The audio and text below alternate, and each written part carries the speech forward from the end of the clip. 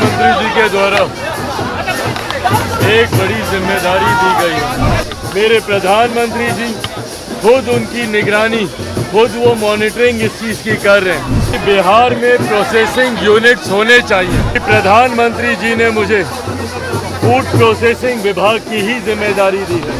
सरकार की प्राथमिकता है कि किसी भी बच्चे के साथ कोई अन्याय नहीं होना चाहिए, ताकि किसानों के हाथ में ज़्यादा आमदनी आए। देखिए, नीट का विषय एक गंभीर विषय है। पटना पहुंचकर चिराग पासवान ने अपनी जिम्मेदारियां बताई, जहां पर बता दें कि चिराग पासवान अपनी माताजी के साथ नजर आए। उन्होंने महज जिम्मेदारियां ही नहीं बताई, बल्कि उन्होंने विपक्ष पर जोरदार हमला बोला। साथ ही नीट मामले पर भी कहा है कि इस पर सरकार तेजी से कार्रवाई कर रही है। जो भी शक के जद में होंगे उन्हें बख्शा नहीं जाएगा। और उन्होंने क्या कुछ कहा, सुनिए।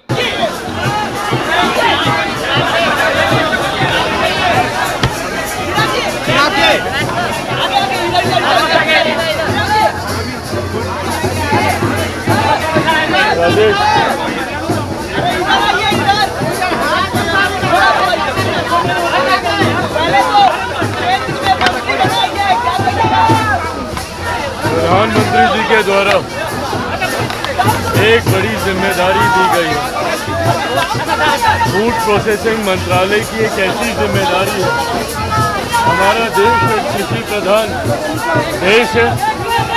बिहार जैसा राज्य जो कृषि प्रधान राज्य है, और आप सब लोगों ने अक्सर सुना होगा कि बिहार फर्स्ट, बिहारी फर्स्ट के माध्यम से हमने हमेशा इस बात का जिक्र किया है कि बिहार में प्रोसेसिंग यूनिट्स होने चाहिए, ताकि किसानों के हाथ में ज़्यादा आमदनी आए, ताकि राज्य का राजस्व बढ़ सके।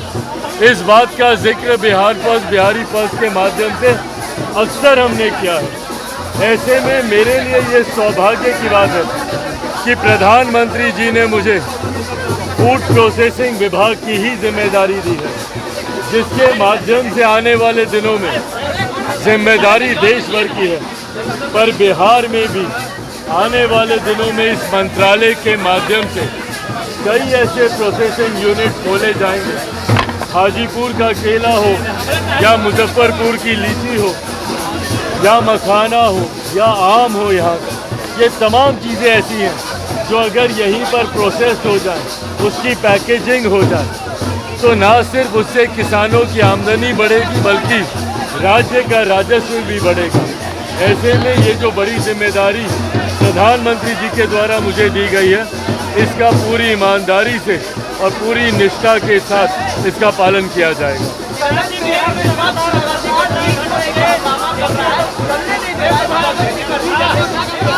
देखिए, नीट का विषय एक गंभीर विषय है। ऐसे में सरकार की प्राथमिकता है कि किसी भी बच्चे के साथ कोई अन्याय नहीं होना चाहिए। मेरे प्रधानमंत्री जी खुद उनकी निगरानी, खुद वो मॉनिटरिंग इस चीज़ की कर रहे हैं। ऐसे में केंद्र सरकार जितने भी स्टेक होल्डर्स हैं उनसे बातचीत कर रही है।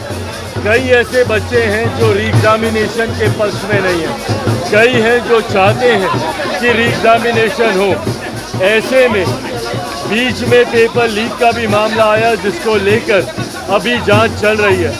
कई लोग न्यायालय भी गए हैं, जहां पे अभी मामला विचाराधीन है। तो जब इसमें इतने सारे पक्ष इन्वॉल्व हैं, जब इसमें इतने सारे स्टेक होल्डर्स इन्वॉल्व हैं, तो सरकार सबसे बातचीत कर रही है।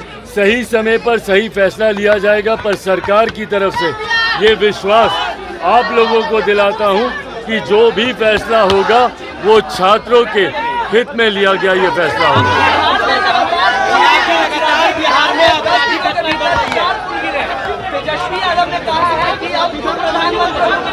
ये दुर्भाग्यपूर्ण है, और मैं पूरी उम्मीद करता हूँ कि प्रधानमंत्री के मुख्यमंत्री जी तो इसकी मॉनिटरिंग कर ही रहे हैं, पर हमारी सरकार कोई भी दोषी जिसने ये लापरवाही की है, जिसने गुणवत्ता के साथ जहाँ पर भी भ्रष्टाचार हुआ है, कोई भी दोषी बख्शा नहीं जाएगा।